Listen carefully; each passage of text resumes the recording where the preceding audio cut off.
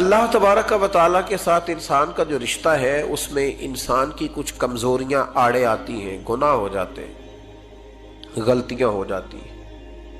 ان غلطیوں کے بعد اپنے رب کریم کے ساتھ اپنے تعلق کو مضبوط کرنے کے لیے اللہ رسول نے جو ہمیں وظیفہ دیا اس کو استغفار کہتے ہیں۔ استغفار ویسے اس کا لغوی معنی تو ڈھانپنا ہوتا ہے، یہ غفر سے بنا ہے، لیکن اس کے اصطلاحی معنی یہ ہے کہ جو گناہ انسان سے ماضی میں ہو جائیں ان سے معافی چاہنے کا نام استغفار ہے۔ کچھ لوگ توبہ اور استغفار کا لفظ اکٹھا بولتے ہیں، لیکن توبہ کا معنی ہوتا ہے آئندہ گناہ نہ کرنے کا وعدہ کرنا، اور استغفار کا معنی ہوتا ہے پچھلے گناہوں سے اللہ کے حضور معافی مانگنا۔ اگرچہ مفہوم کے لحاظ سے یہ ہم معنی ہی بنتے ہیں، لیکن ان کا جو اصطلاحی مفہوم ہے وہ یہ ہے کہ جب آپ پچھلے گناہوں سے معافی مانگ رہے ہوتے ہیں تو اس کو استغفار کہتے ہیں۔ اللہ تعالیٰ نے اس استغفار کو بڑا پسند فرمایا، بڑا پسند فرمایا، اور یہ استغفار کے جملے مالی کو اتنے پسند آئے کہ اللہ نے نبی پاک علیہ السلام کو بھی حکم دیا، کہا محبوب آپ بھی میری بارگاہ میں استغفار کریں۔ اگرچہ حضور کا استغفار اس معنی میں نہیں ہے، بلکہ نبی پاک کا استغفار تو بلندی درجات کا معاملہ ہے۔ چونکہ استغفار خود ایک عبادت ہے تو یہ عبادت کرنے کا اللہ نے اپنے محبوب کو بھی ارشاد فرمایا۔ جب فتح مکہ ہوئی تو فرمایا اذا جاء نصر اللہ والفتح، جب اللہ کی مدد آئی تو پھر فتح نصیب ہوئی، وَرَأَيْتَ النَّاسَ يَدْخُلُونَ فِي دِينِ اللَّهِ أَفْوَاجًا، تو پھر آپ دیکھیں گے لوگوں کو، لوگ فوجوں کی فوجیں دین میں داخل ہو رہے۔ لوگ پہلے ایک ایک دو دو کر کے آیا کرتے تھے، تو اب فوجوں کی فوجیں آ رہی ہیں، تو یا اللہ ہم کیا کریں؟ تو رب کریم نے فرمایا محبوب فَسَبِّحْ بِحَمْدِ رَبِّكَ وَاسْتَغْفِرْ، اپنے رب کے لیے حمد کرو، تسبیح پڑھو اور استغفار کرو۔ کیا کرو؟ استغفار، معافی مانگو، اس کے حضور آہذاری کرو، استغفار کرو۔ معنی یہ ہوا کہ جب تو غلطی ہو جائے پھر بھی استغفار کرو، جب اللہ زیادہ نعمتیں دے پھر بھی استغفار کرو۔ ہمارے ہاں یہ ہوتا ہے کہ جب تو کوئی نقصان ہوتا ہے تو وہ اللہ کی طرف سے ہوتا ہے، نقصان ہو جائے تو کہتے ہیں اللہ کی مرضی تھی، اور فائدہ ہو جائے تو کہتے ہیں میں نے محنت ہی بڑی کی تھی، میری جدوجہد بڑی تھی۔ ایک بچہ ایک دفعہ میرے پاس کہیں انٹرویو کے لیے جا رہا تھا تو دعا کرانے آیا، کہنے لگا میں نے وہاں جانا ہے، دعا کیجئے گا اللہ تعالیٰ کامیابی دے۔ میں نے دعا کی، کچھ اس کو پڑھنے کو بتایا، لیکن کامیاب نہ ہو سکا، لوٹ آیا۔ تو میں نے پوچھا کہ کیا بنا؟ کہنے لگا حضرت صاحب بس اللہ کی مرضی تھی، اللہ کی مرضی تھی۔ پھر ایک دفعہ گیا تو نہ کہا اللہ کی مرضی تھی، تیسری دفعہ گیا کامیاب ہو گیا۔ تو بھئی اب کیا بنا؟ کہنے لگا جی جب میں داخل ہوا تو اس نے جاتے ہی مجھ سے پوچھا سب سے پہلا سوال یہ کہ تمہیں جنرل نالج کی بھی کچھ معلومات ہے یا شعبے کے آدمی ہو؟ تو میں نے کہا جناب پوچھیے۔ تو انہوں نے پاکستان کا حدود اربہ پوچھا تو میں نے فٹافٹ بتا دیا۔ پھر انہوں نے مجھ سے پوچھا کہ یہ جو مینار پاکستان ہے اس کی تجویز کس شخص نے دی تھی؟ تو میں نے فٹافٹ اس کا بھی نام بتا دیا۔ پھر شارٹ ہینڈ کے ایک دو سوالات اس نے کیے تو وہ بھی میں نے بتا دیے، تو الحمدللہ کامیاب ہو گیا۔ میں نے کہا بیٹے جب تو ناکام ہوا تھا تو اللہ کی مرضی تھی، اور کامیاب ہوا ہے تو میں لگا دیے، اب اللہ کی مرضی کدھر گئی؟ یہ اتنا بڑا نقص ہے انسانی فطرت کا، اتنی بڑی کمزوری ہے کہ معاذ اللہ تعالی ہم کمزوریاں قدرت کے کھاتے میں ڈال دیتے ہیں، اور ناکامیاں قدرت کے کھاتے میں، اور کامیابیاں کیا تماشا۔ حالانکہ ہونا یہ چاہیے تھا کہ جہاں انسان کمزور پڑے تو کہے میری غلطی تھی، میری غلطی تھی۔ صوفیاء یہ سبق دیتے ہیں، اللہ کے بندے یہ پیغام دیتے ہیں کہ جب تو کہیں ناکام ہو جائے تو سمجھ جائے تیری، اور جب تو کامیاب ہو جائے تو سمجھ رہے اللہ راضی ہو گیا تھا، اللہ نے رحمت کر دی، اس نے فضل کیا۔ تو یاد رکھیں استغفار کئی چیزوں پہ استغفار ہوتا ہے، کئی چیزوں پہ، اور استغفار کا نفع ملتا ہے۔ کیا نفع ملتا ہے؟ وہ سورہ نوح کی آیت نمبر 10، 11 اور 12 میں اللہ نے بیان فرمایا کہ استغفار صرف گناہ سے معافی چاہنے کا نام نہیں، بلکہ استغفار کا تمہیں فائدہ ملے گا۔ کیا؟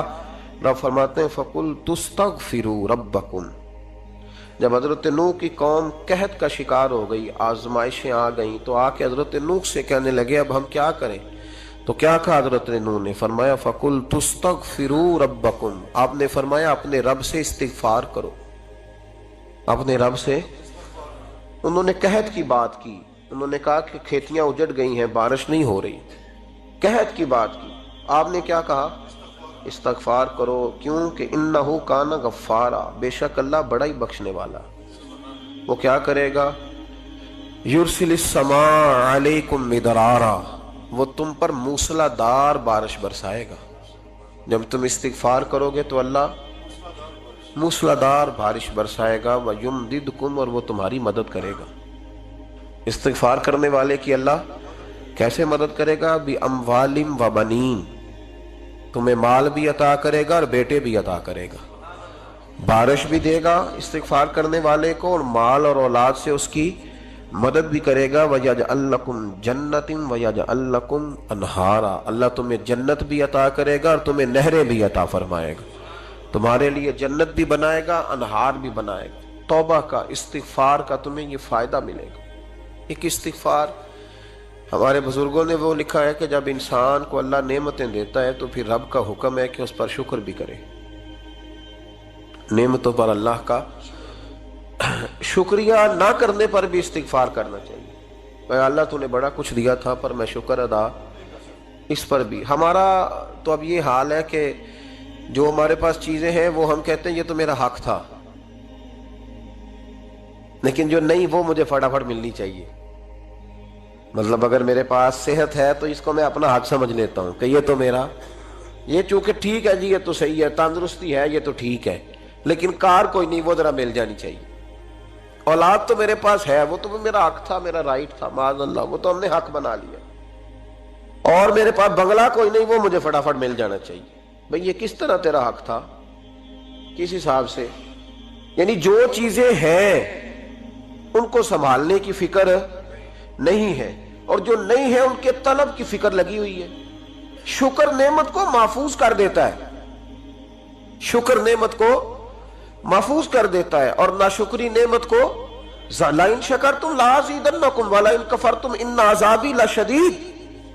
اللہ فرماتے ہیں شکر کر، میں تیری نعمتوں میں اضافہ کر دوں گا، اور ناشکری کرے گا تو عذاب دوں گا۔ شکر نہیں نہ ہوتا، شکر نہیں ہوتا۔ دیکھیں نا، 100 روپے ابا جی نے دیا ایک بچے کو اور اس کو کہا کہ جا دکان سے کچھ چیز لے آ، تو وہ 100 روپیہ اس نے رستے میں جاتے کہیں پھاڑ دیا یا گوا دیا، تو اب وہ والد سے دوبارہ 100 مانگتا ہے، تو والد کہتا ہے کہ پہلے 100 کا تو نے کیا کیا؟ نہیں سمجھ آئی آپ کو میری بات؟ پہلے 100 کا کیا کیا؟ تو وہ کہے گا جی باپ میرا دل کرتا تھا میں نے پھاڑ دیا۔ جوان بچہ ہے، سمجھدار ہے، 12-14 سال کا ہے، میرا دل کیا تھا میں نے پھاڑ دیا، ختم ہو گئی بات۔ تو ابا نیا 100 دے دے گا؟ سبحان اللہ، کتنے خوش ہو کے آپ کہہ رہے ہیں نہیں دے دینا سو، یہ کیسے ہو سکتا ہے؟ بھائی کروڑ پتی والد بھی ہو تو 100 کا نوٹ دوبارہ دیتا کیوں؟ بیٹا نہیں اس کا؟ پیار نہیں؟ کیوں نہیں دے رہا؟ وہ کہتا تو نے میرے پہلے 100 کی قدر نہیں ڈالی، نیا تجھے کیسے مل جائے؟ انہیں خیال ہی نہیں کیا، تو نے جدوجہد ہی نہیں کی، تو نے۔ حضرت مولا رومی نے مثال دی ہے، جناب رومی فرماتے ہیں کہ بغیر محنت کے لوگوں کو اللہ نے نعمتیں دی ہیں تو انہوں نے شکر ہی نہیں ادا کیا۔ اندھے سے پوچھ آنکھ کی قدر کیا ہے، پوچھ اندھے سے، پوچھ معذور سے کہ ٹانگوں پہ چلنا کتنی بڑی نعمت ہے۔ کبھی پوچھ اس سے جس کا مکان تو ایک کنال میں ہے پر رونے والا بچہ کوئی بھی نہیں، پوچھ اس سے جس کی جیبیں دولتوں سے بھری ہوئی ہیں پر کوئی نہیں کہتا کہ ابا 10 روپے دینا۔ پوچھ یہ کتنی بڑی تکلیف ہے۔ حضرت رومی نے لکھا ہے، وہ فرماتے ہیں کہ ایک والد تھا تو اس نے بڑی دولت کمائی تھی، تو اس کا بیٹا بے دریغ ہی اڑاتا رہتا تھا، کبھی ادھر پیسے بھگا دیے، کمائے نہیں تھے نا، محنت نہیں نہ کی تھی، کمائے نہیں تھے۔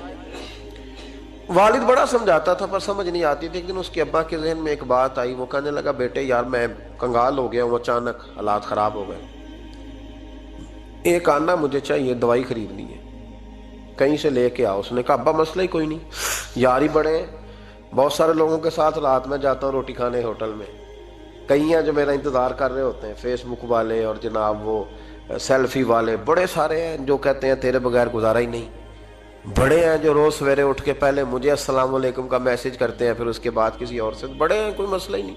ایک کے پاس گیا، ایک آنا چاہیے، اس نے دے دیا، لا کے ابا کو دیا، تو ابا گھر کے اندر جو امیر لوگ ہوتے تھے گھر میں کنواں کھدوا لیتے تھے، ابا کنویں کے کنارے بیٹھا تھا، جب بیٹے نے آنا لا کے رکھا تو اس نے پانی میں پھینک دیا، اگلی صبح پھر کہا بیٹے ایک آنے کی ضرورت ہے، دوا خریدنی ہے۔ اس نے کہا مل جائے گا۔ 2 4 5 دوست ابھی ہیں بڑے مالدار، ان سے جا کے کہا، ایک سے آنا لایا، ابے نے پھر پھینک دیا، تیسرے دن بھی پھینک دیا، چوتھے دن بھی، یار اب ختم ہو گئے۔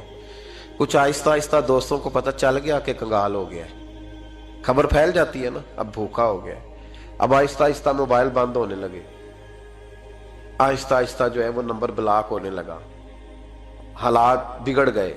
اب جب اسے پتا تھا کہ یار تو اب دروازہ کھٹکھٹاتا ہوں تو کہتے ہیں کہ اسے کہہ دو میں گھر نہیں، ابا نے تو آنا مانگنا ہے، اور میں بے دریغ دولت ابا کی اڑاتا رہا ہوں، اب یہ بھی نہیں کہہ سکتا کہ مجھے دیتا کوئی نہیں۔ شہر سے باہر نکل گیا، سارا دن مزدوری کی، جد و جہد کی، کبھی کام کیا نہیں تھا، ہاتھوں پہ چھالے پڑ گئے۔ بڑا مشکل ہوتا ہے جن لوگوں نے کام نہ کیا ہو، انہیں کرنا پڑ جائے تو تکلیف کا شکار ہو کے ایک آنا کمایا، شام کو لا کے والد کی ہتھیلی پہ رکھا تو اس نے پھینکا نا جب کنویں میں تو چیخ پڑا، کہنے لگا ابا جی آپ سیانے بیانے بندے ہیں، روز پیسے لا کے دیتا ہوں، کنویں میں پھینک دیتے ہو، کوئی کرنے والی بات کرو، نہیں دوائی کھانی تو نہ کھاؤ، ضائع کیوں کرتے؟ تو بیٹے کو باپ نے تھپکی دے کے بٹھا لیا، اس نے کہا بیٹا میں نے پہلے دن تو نہیں پھینکا، تو 7واں دن میں روز پھینکتا ہوں، آج تیری چیخیں کیوں نکلی؟ کہنے لگا ابا پہلے ادھار کے تھے آج مزدوری کے ہیں۔ نہیں سمجھ آئی بات؟ پہلے بولیے، اور آج میری محنت ہے، مزدوری ہے، جد و جہد ہے۔ تو والد کہنے لگا بیٹے یہی میں تجھے سمجھانا چاہتا تھا، وہ میرے بھی محنت کے ہیں جو تجھ روز یاروں کو کھلا آتا ہے، اور میں نے بڑی جد و جہد سے جمع کی ہے، میں کنگال نہیں ہوا، صرف تجھے سمجھانا تھا۔ او بھائی یہ آنکھیں تیری محنت کی نہیں نا، اس لیے تو شکر نہیں ادا کرتا، یہ وجود، یہ ٹانگیں، یہ شعور، یہ تیری جد و جہد کا نہیں، جو عقل کی دولت اللہ نے دی ہے نا، یہ تیری محنت کی نہیں۔ اگر محنت کی ہوتی تو سجدے میں پڑا رہتا، تو خیال کرتا اللہ نے آنکھیں دی ہیں قرآن دیکھنے کے لیے، جب کوئی کسی گندی چیز کو دیکھتا ہے تو ناشکری کرتا ہے، جب غلط طرف اٹھاتا ہے یہ چیزیں تو ناشکری کرتا ہے۔ صاحبو یاد رکھنا اور اس پر ضرور غور کرنا کہ جب نعمتوں کا شکر ادا نہ کیا جائے تو پھر ہمیں استغفار کا حکم دیا گیا ہے۔ پھر کیا کرنا ہے ہم نے؟ استغفار کہ یا اللہ ہم تیری نعمتوں کا شکر ادا نہیں کر سکے تو ہمیں معاف فرما دے، تو ہم سے درگزر فرما، معاف فرما۔ ایک استغفار اس بات کا ہے کہ دیکھیں نا، یہ رسول پاک علیہ السلام کا فرمان، یہ حدیث امام رازی نے لکھی ہے، اور نبی پاک کی فرمان کے لحاظ سے جو چیز ہمارے سامنے آئے نا اس پر ہماری آنکھیں بھی کھل جانی چاہیے، دل بھی کھل جانا چاہیے، کہ کوئی خاص ہی بات تھی جو حضور نے بیان فرمائی صلی اللہ علیہ وسلم۔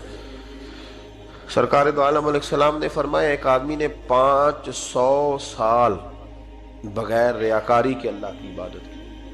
کتنے سال؟ 5 سال نہیں ہوتی بغیر ریاکاری کی۔ تہجد پڑھنے والا جب تک 6 لوگوں کو بتا نہ دے تہجد پڑھی ہے، اتنی دیر تو تہجد آگے بڑھتی نہیں، کم از کم 6 بندوں کو پتا ہونا چاہیے۔ اور میرے جیسے حاجی نمازیوں کا تو دل کرتا ہے کہ وظیفے پہ بندہ رکھا جائے جو تعریفیں کرے صبح و شام، حاجی صاحب کی کیا بات ہے، حضرت صاحب کی وظیفہ دیں گے اس کو مہینے کا، وہ تعریف کرے کھول کے کہ آپ کی بڑی بات۔ یہ مرض ہے، تعریف سننا نا یہ بیماری ہے، اس نے جھوٹ کو جنم دیا ہے، بہت بڑا مرض ہے۔ حضرت سعدی نے اس پر بہت بڑے مقالہ جات لکھے ہیں اور فرماتے ہیں یہ مرض کچھ لوگوں میں بہت زیادہ ہوتا ہے۔ ایک امیروں میں، امیر لوگ ناراض نہ ہو جائیں پر انہوں نے کہا ہے تو کوئی حکمت ہوگی نا، امیروں میں تعریف سننے کا مرض بہت زیادہ ہوتا ہے۔ فرماتے ہیں ایک بادشاہوں میں اور تیسرا عورتوں میں، ان میں یہ بیماری بہت زیادہ ہوتی ہے۔ کوئی تعریف نہ کرے تو خود اپنی کرنی شروع کر دیتے ہیں، خود ہی کہہ دیتے ہیں کہ کیا بات سی، میرے ابا جی تے وہ تے 100 حال چلدا سی تے 150 بندہ ٹکر کر، ابا جی دی چھڑ تو دس تیرے کنے چل دے، تیرے کول کنے بندے روٹی کھاندے، اپنی بات کرنا۔ اقبال کہتے تھے تو وہ آبا تمہارے ہی مگر تم کیا ہو، ہاتھ پہ ہاتھ درے منتظر فرداؤ، ابا جی کی دادا جی کے چھوڑ اپنی کر، ہمیں تو تیرا پتہ ہے تو اپنی بات کر، تیرے اندر بھی کوئی چیز ہے کہ نہیں؟ ابا دادا تو سب کے بڑے ہیں، حضرت آدم کی اولاد ہے تو حضرت آدم نبی تھے، تو باپ دادا تو سب کے بڑے بڑے ہی ہیں، بات یہ ہے کہ اپنی بات کرنی چاہیے نا۔ تو یہ بیماری ہے، یہ نقص ہے، 500 سال بغیر ریاکاری کی عبادت، اور بیان میرے نبی کریم علیہ السلام فرما رہے ہیں 5، بولیے، یہ بہت بڑا مسئلہ ہے، دکھاوا نہ ہو، ریاکاری نہ ہو۔ ہم مجالس میں جاتے ہیں نا جناب، محافل میں، تو لسٹ ملتی ہے، یہ چودھری صاحب نے صدارت ہے، انہوں نے خصوصی تعاون کیا ہے، تو یہ فلانے صاحب ہے تو ان کا بھی نام لینا ہے۔ تو میں کبھی کبھی کہہ دیتا ہوں کہ یار آپ نے تو کہا تھا یہ نبی پاک کی تعریف کی محفل ہے، اور یہاں آپ نے لسٹ لگا دی ہے پوری تعریف کرنے والوں کی. کچھ ضروری ہے کسی کا نام لینا اور اس کا جناب ذکر کرنا اور اشتہار پہ اس کی فوٹو آنا؟ یہ کچھ ضروری ہے؟ ویسے بھی کوئی اچھا لگتا ہے کہ نبی پاک کے نام کی محفل اور میں صدارت کر رہا ہوں؟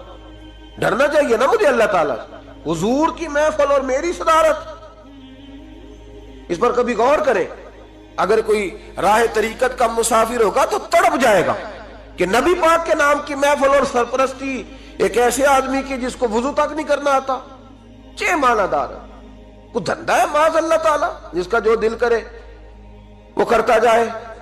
500 سال بغیر ریاکاری کی عبادت کی، 500 بڑا مشکل ہوتا ہے.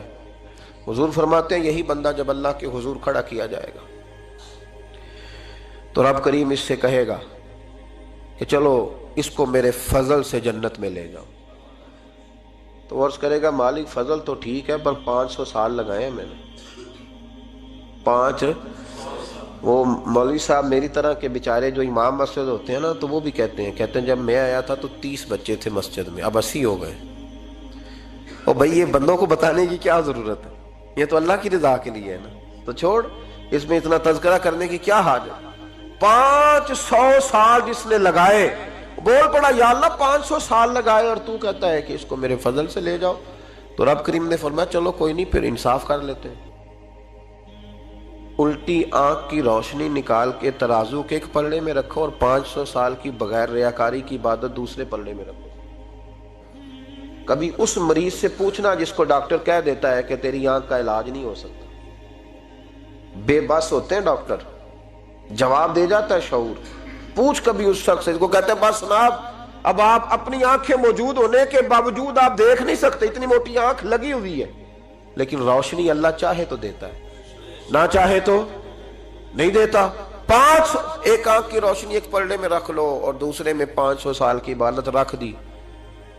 اللہ اکبر. تو رب کریم نے فرمایا اب تولو. جب تولی تو وہ عبادت تھوڑی تھی اور ایک نعمت زیادہ تھی. اللہ نے فرمایا یہ تو بھائی اس کو تو 500 سال دیے تھے، یہ تو ایک نعمت کا شکر نہیں ادا کر سکا، پکڑو اس کو دوزخ میں ڈالو. یہ کر کے کیا آیا ہے؟ پکڑو جہنم میں ڈالو، اس کو لے چلو.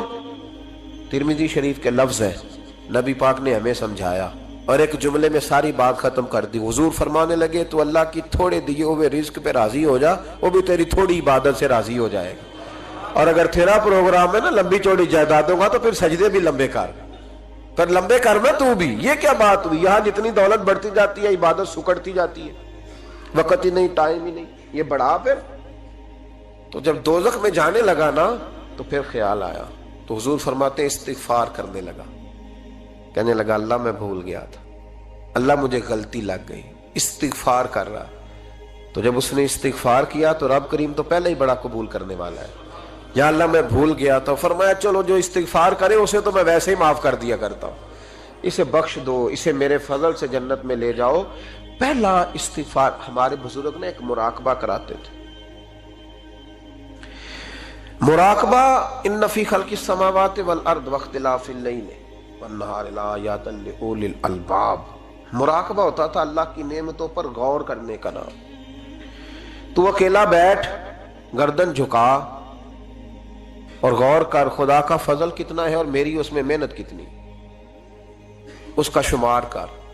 اس طرح کر کے 2 خانے بنا، ایک خانے میں اللہ کی نعمت رکھ اور دوسرے میں پھر اپنی محنت رکھ. اس کو کہتے ہیں مراقبہ. یہاں سے مراقبہ سٹارٹ ہوتا ہے. اور اگر تو شکر ادا کر رہا ہے تو پھر ٹھیک ہے، ورنہ پھر استغفار کر، پھر اللہ کے حضور معافی مانگ، پھر اس کے حضور آہوزاری کر، پھر اس سے کہہ کہ وہ معاف کرے. ہم لوگ یہ والا مراقبہ نہیں کرتے، اس لیے جو چیز ہے وہ تو میرا حق تھا، مجھے فٹافٹ دوسری بھی چاہیے. استغفار کریں اس لیے کہ ہم شکر ادا صحیح طور پر کر سکے. پھر اس کے بعد دوسرا استغفار اس وقت ہوتا ہے اللہ اکبر کہ جب انسان باشعور زیادہ ہو پر بے عمل بھی اتنا ہی زیادہ ہو، اسے بھی استغفار زیادہ کرنا چاہیے. اب میرے سمیت کسی بھی آدمی کو چھیڑیں گے نا تو دنیا اور مافیہا کی وہ باتیں کرے گا، لیکن جب اس کا عمل دیکھا جائے گا تو کچا سا، پلپلا سا، کمزور سا.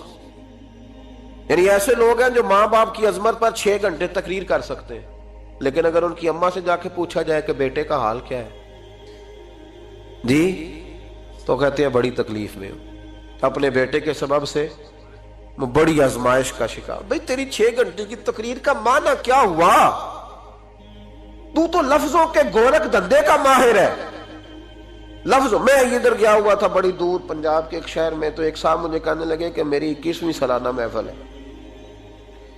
میں نے کہا آپ نماز پڑھتے ہیں؟ کہتے نہیں۔ تو میں نے کہا محفل کا کیا معنی رکھا ہوا ہے آپ نے؟ یہ کیا ہے؟ رسم ہے؟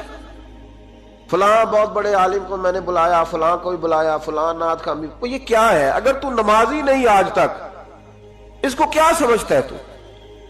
میرے بھی فلاں بزرگ سے بھی تعلقات ہے، تو نے کیا حاصل کیا ان سے؟ تعلقات کا کیا مطلب ہوتا ہے؟ فوٹو آتی ہے ساتھ، اخباروں میں تصویر لگ گئی، فیس بک پہ آ گیا کہ میں ان سے ملا ہوں، اتنا تعلق ہے؟ یہاں تو بھائی خوشبو کے قریب سے بندہ گزر جائے تو خوشبو آنے لگ جاتی ہے۔ تو نے پایا کیا؟ شعور ہونا اور عمل نہ ہونا بہت بڑی مصیبت ہے۔ اس سے اللہ کی بارگاہ میں استغفار کرنا چاہیے۔ یعنی انسان کو عقل ہو، پتہ ہو، خبر ہو، اور اس کے پاس دھیلے کا عمل نہ ہو۔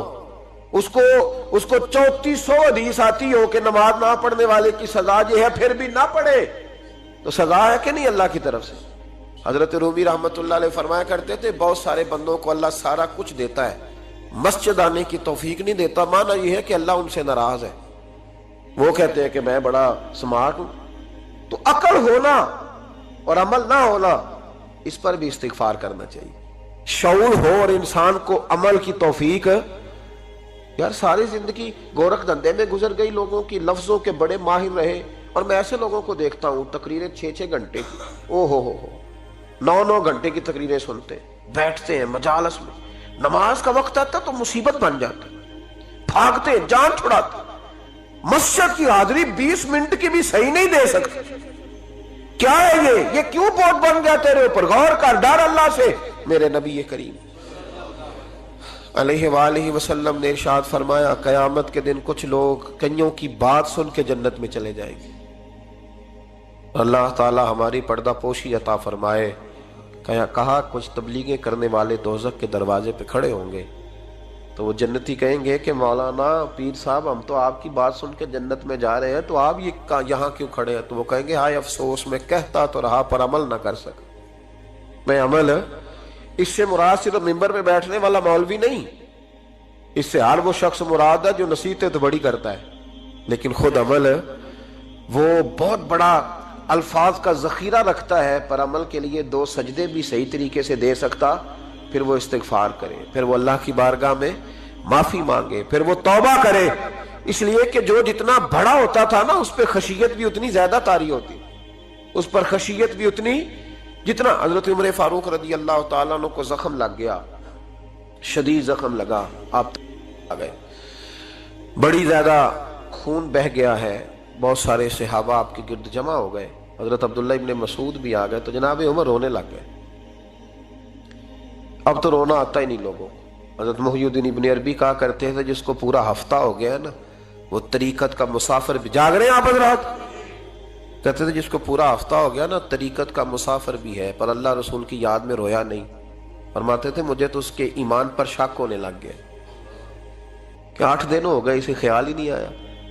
حضرت عمر میدان میں جس شخص کے کبھی پاؤں نہیں لڑکھڑائے، اللہ رسول کی بات آتی تھی تو دریا بہتے تھے آنسو، یہاں حال ہی کوئی نہیں، خشک جملے اور جناب موٹے موٹے تراشے ہوئے فکرے اور لفظوں کی ہیرا پھیری، اس کے علاوہ کوئی چیز نظر ہی نہیں آتی۔ حضرت عمر رونے لگے، آخری وقت ہے، تڑپ رہے ہیں، آنسو بہ رہے ہیں۔ حضرت عبداللہ ابن مسعود آ گئے، انہوں نے کہا عمر تیری ہجرت بھی بڑی باکمال تھی، تیرا اسلام قبول کرنا بھی بڑا ہی باکمال تھا، حضور بھی تجھ سے ہمیشہ راضی رہے۔ عمر تو روتا کیوں ہے یار؟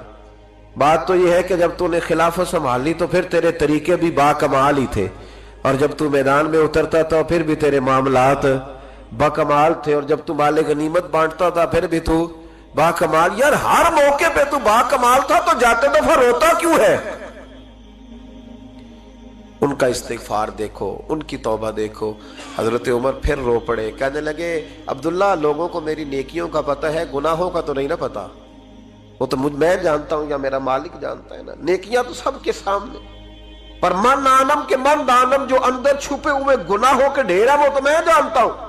کہا تو نے میرے کلمہ پڑھنے سے لے کر میری حکومت تک میری ساری نیکیاں گنوائی ہیں، اب دعا کر میرے لیے کہ رب میری نیکیاں اور بدیاں برابر برابر کر دے، مجھے درجہ نہیں چاہیے، بس اللہ مجھے معاف کر دے۔ درجوں کی ضرورت نہیں ہے۔ یہاں تو لوگ درجات لے کے بیٹھے۔ حافظ کہتا ہے کہ میں جتنے آیتیں ہوں گی اتنے میرے درجے بلند ہوں گے، پہلے درجوں والا کام تو کوئی کرنا۔ مولانا کہتے ہیں کہ نور کے ممبر پہ بیٹھوں گا، بھائی پہلے بتا نور کے ممبر کی طرف تیرا سفر بھی جاری ہے کہ نہیں؟ تاجر کہتا ہے کہ میں سخاوت کروں گا تو حضرت عثمان کے ساتھ جگہ ملے گی، پر حضرت عثمان کی سخاوت اور اپنی سخاوت کا فرق بھی دیکھ۔ مجاہد کہتا ہے کہ میں نبی پاک کے جہاد والے صحابہ کی پشت پہ رہوں گا تو پہلے اپنے کام تو دیکھ۔ اور جب ساری باتیں سمجھ میں نہ آئے تو پھر اللہ کی بارگاہ میں استغفار کر، پھر بیٹھ۔ بڑے لوگ استغفار کرتے، معافی چاہتے، اور یہ استغفار پھر اتنا کرم کرتا، اتنی آسانی کرتا، اس قدر بہتری کرتا کہ وہ مانگ تو اپنے گناہوں کی معافی رہے ہوتے تھے اور اللہ رحمتوں کے دروازے کھول دیتا تھا۔ اللہ ان پر کرم کے دروازے۔ حضرت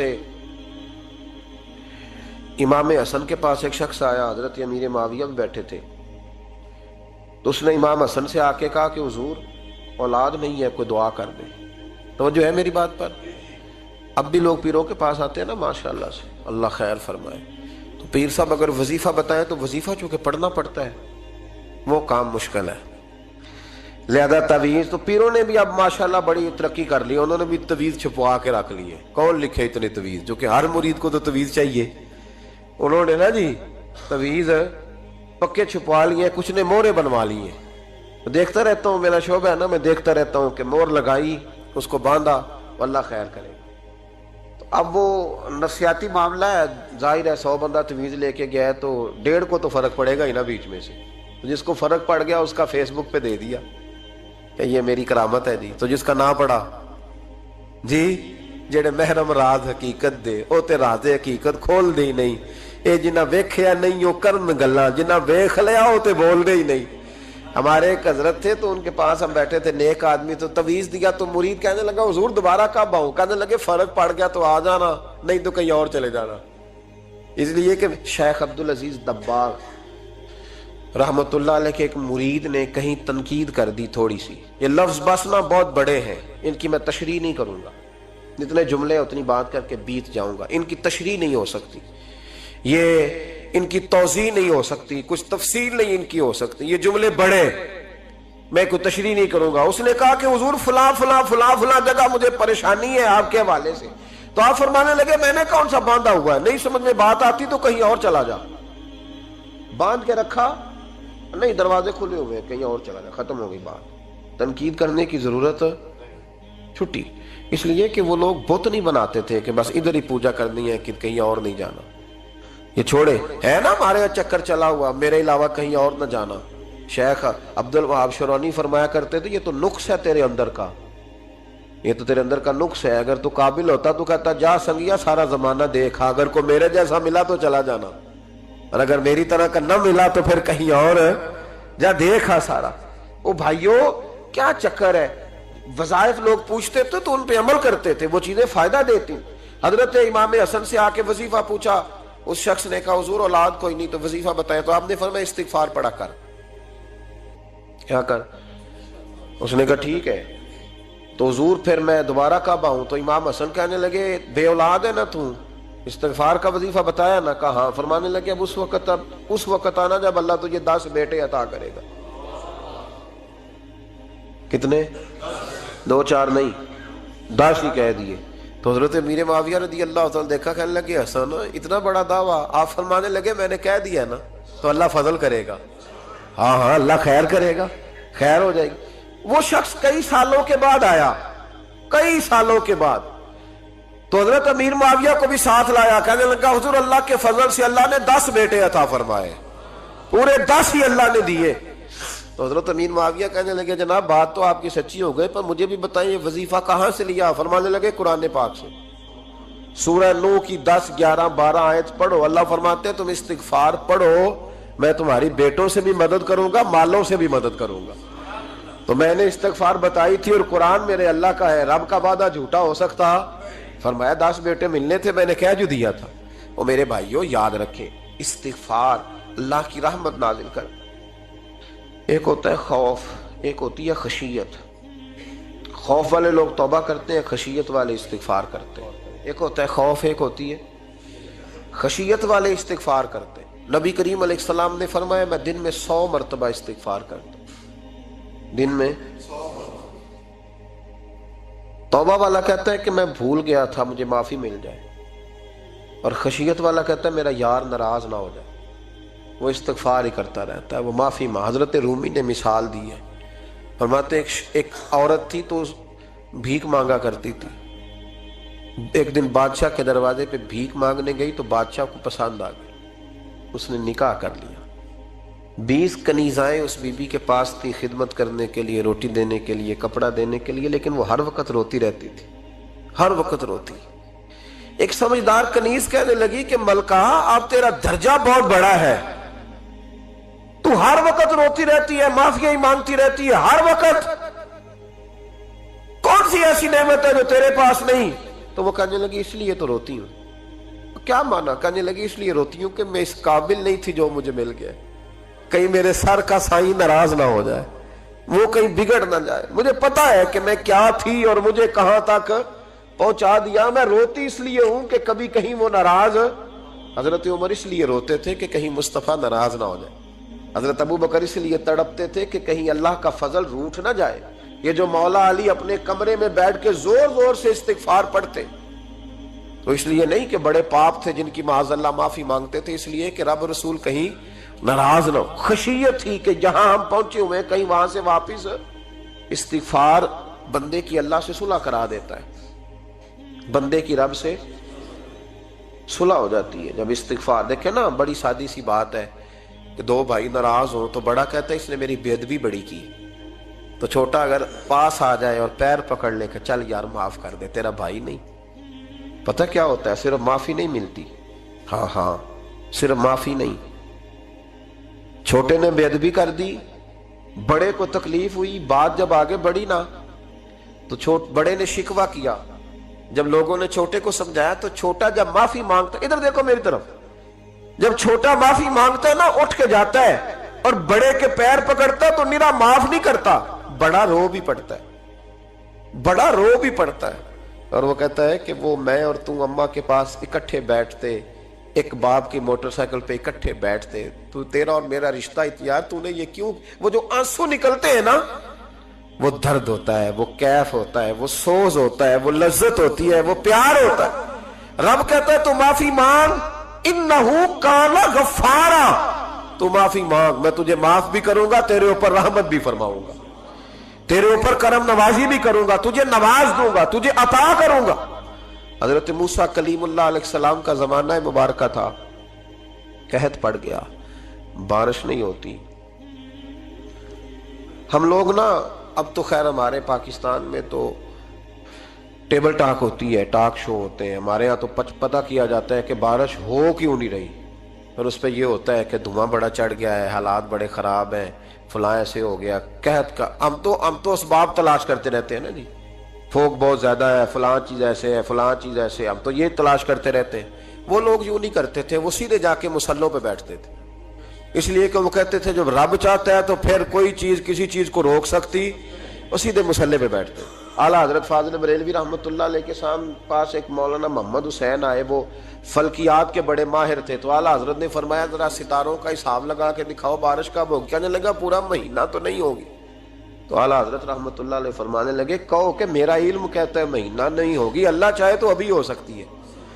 کہنے لگا جی وہ تو ٹھیک ہے پر میرا علم، وہ جیسے روز لوگوں نے پیر نیٹو حسین شاہ صاحب نہیں کھولے ہوتے کہ بارش کب آئے گی، اور اس کی طرف نہ دیکھ، مصلے پہ بیٹھ، مہربانی کر مصلے پہ بیٹھ، اللہ کی بارگاہ میں حاضر ہو، اسے معافی مانگ، اسے منا تاکہ وہ رحمت کی بارش۔ کہنے لگا جی میرا علم کہتا ہے۔ تو اعلیٰ حضرت فرمانے لگے پھر وہی بات، تو کہ اللہ چاہے تو بارش ابھی، لیکن یہ جو اڑ گئے ہیں نا بیچارے، یہ اڑ ہی گئے ہیں، یہ جہاں الجھ گئے ہیں وہاں یہ لوگ الجھ گئے، اللہ ہمیں الجھنے سے محفوظ فرمائے۔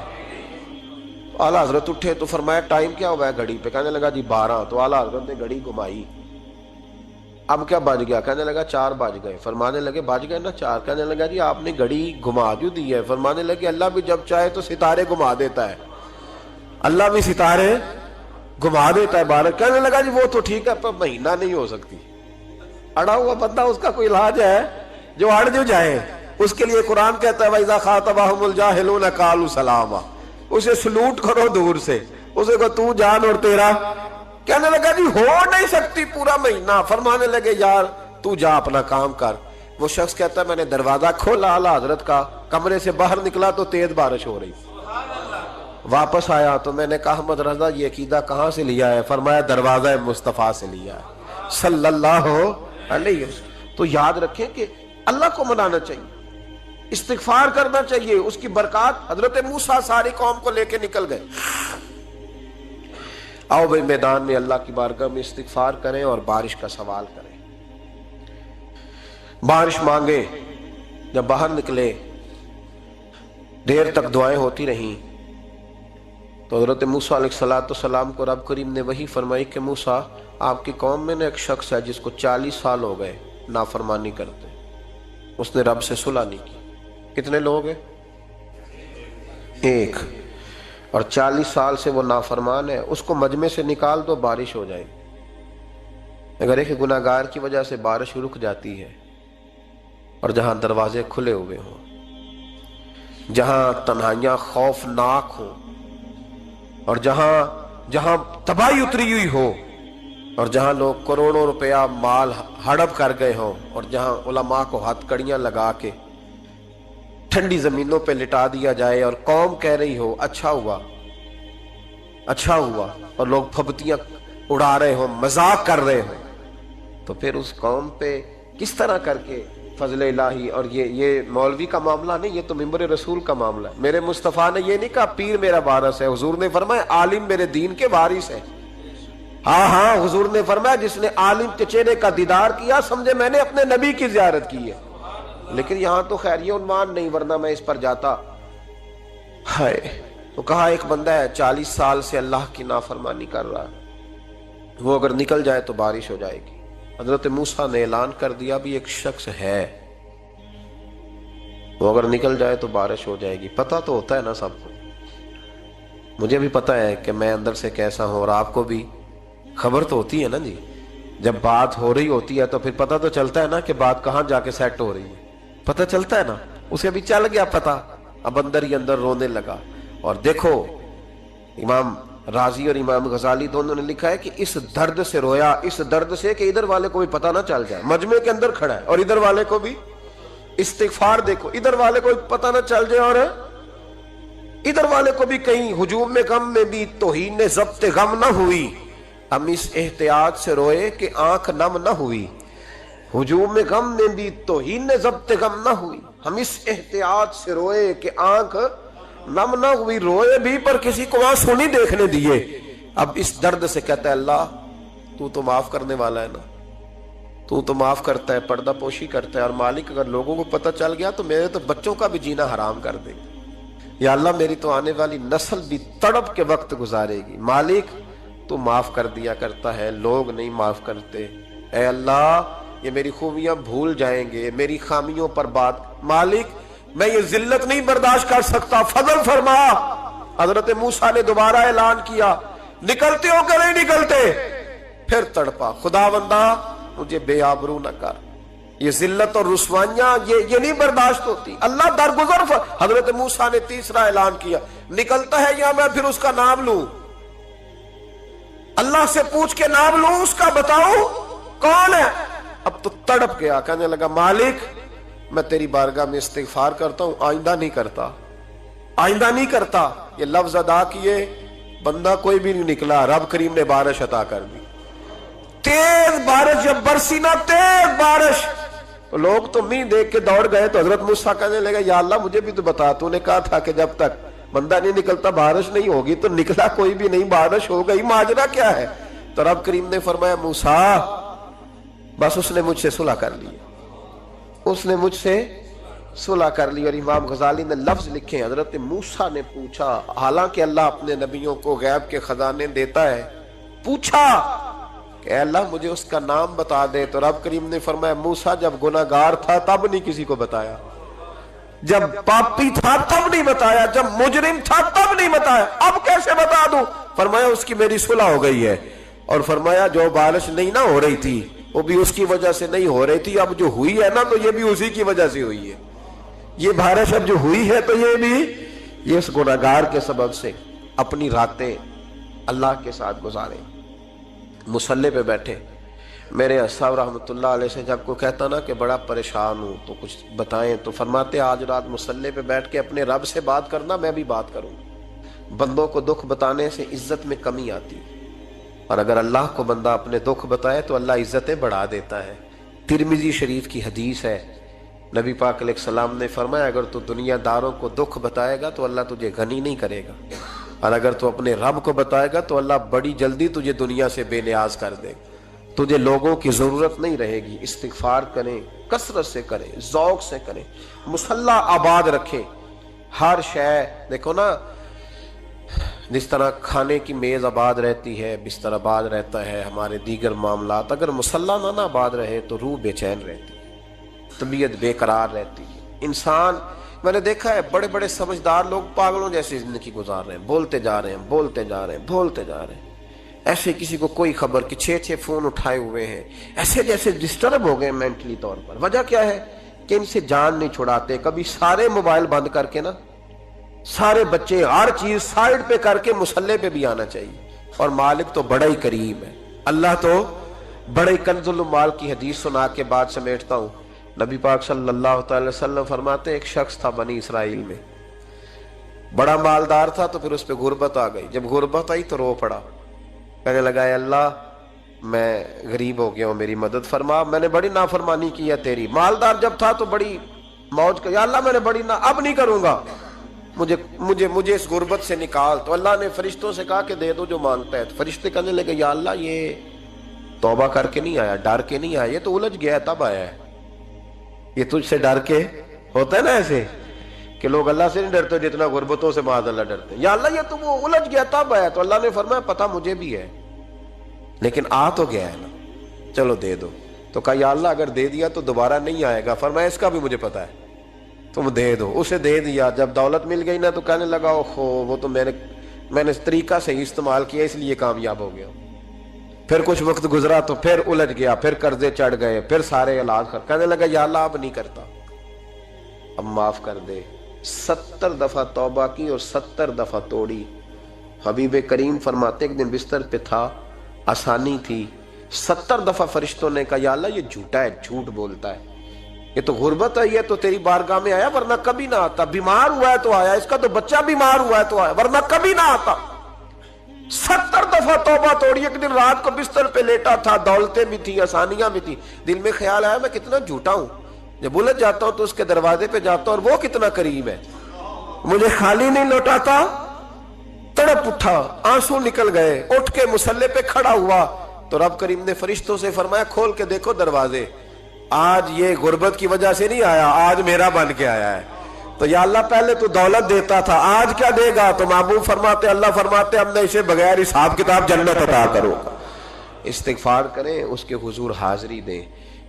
جس طرح سارا کچھ چھوڑ چھاڑ کے لوگ کہتے ہیں کہ 1 مہینہ میں نے کسی سیاحتی مقام پہ رہنا ہے، میں نے اب کسی ٹھنڈے علاقے میں چلے جانا ہے، برف باری دیکھنی ہے، سیر کرنی ہے، 10 دن کی چھٹیاں وہاں گزارنی ہے، چلو 7 چھٹیاں وہاں گزار لو، 3 دن اپنے اللہ کے ساتھ گزارو، روزے رکھو، دن کو رات کو قرآن شریف پڑھو، تلاوت، کچھ وقت دو اللہ کے ساتھ حضور پر درود و سلام بھیجنے کے لیے، نبی پاک کی نعت کے لیے، اذکار کے لیے، بزرگوں کے لیے، پھر دیکھنا اللہ روح کو کتنا سکون دیتا ہے۔ آخر دعوانا الحمدللہ رب العالمین۔